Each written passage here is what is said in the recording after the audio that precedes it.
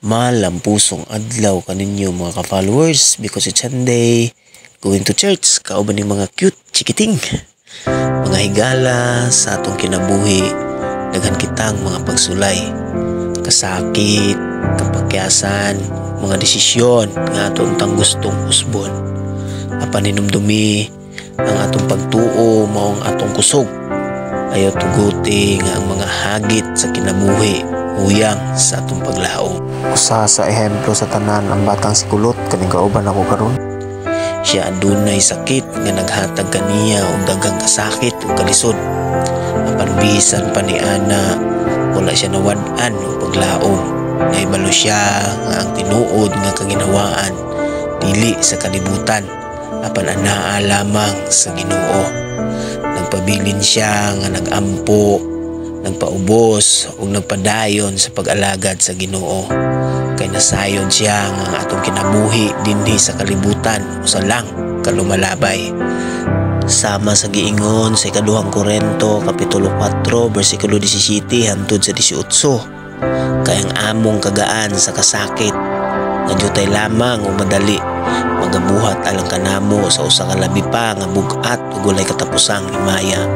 Kay wala kami magatan-aw sa mga butang nga anaa sa tubangan sa among mga mata, kung dili sa mga butang nga dili makita. Kay ang mga butang nga makita mao ang lumalabay, apan ang mga butang nga dili makita magapadayon hantod sa kahanturan.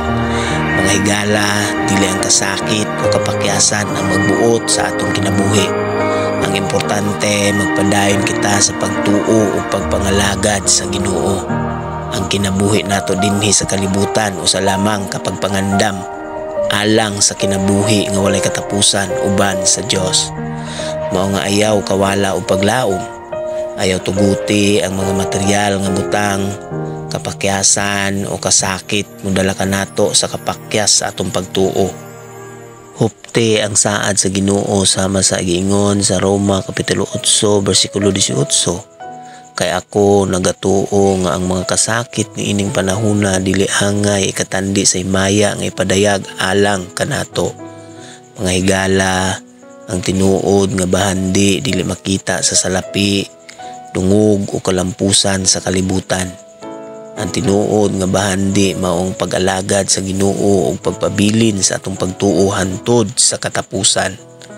Tungod kay sa ikaduhang pagbalik ni Kristo, didto atong matagamtaman ang tinuod ug walay katapusang kinabuhi. Dalaygon ng Dios og padayon sa pagtuo. Dios magauban.